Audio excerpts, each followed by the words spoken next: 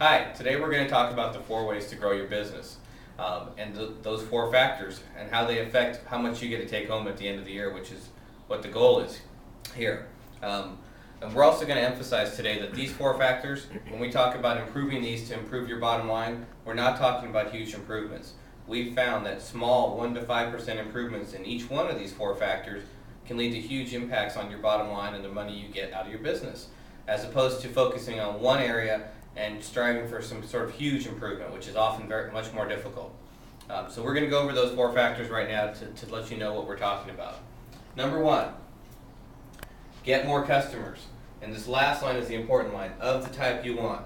You want customers who appreciate your service, who will pay what you ask them to pay because you're providing a good product, and who you want to work with.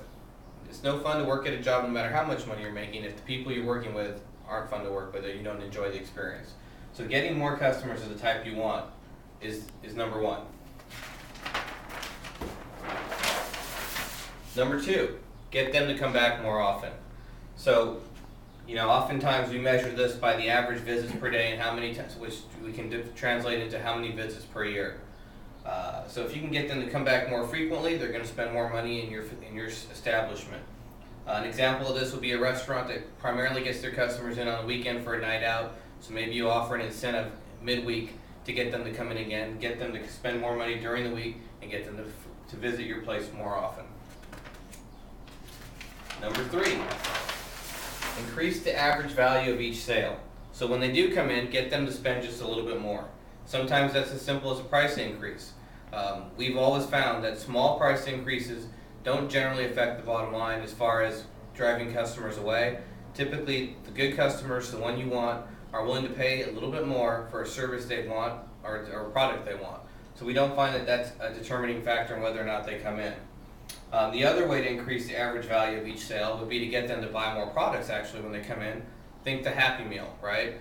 McDonald's tricked onto this a long time ago, and so they package up their food into meals so that people are more inclined to buy the complete meal instead of just the Big Mac or just an order of fries.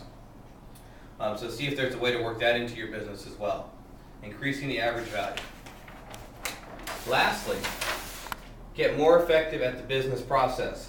What we mean by that is get more efficient, review not only your process but the costs that go into those processes, and make sure that there's a benefit to each cost you're incurring and that it's helping you present the product you want to present. If it's not, then there's room to cut.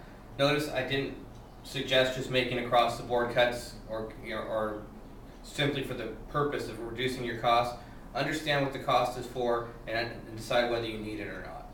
These are the 4 ways to grow your business. And again, what we strive to tell our clients is small improvements in each one of these 4 categories is not only easier to accomplish, but it'll still provide a huge impact on your bottom line. Thank you so much for listening, and we'll hopefully see you soon.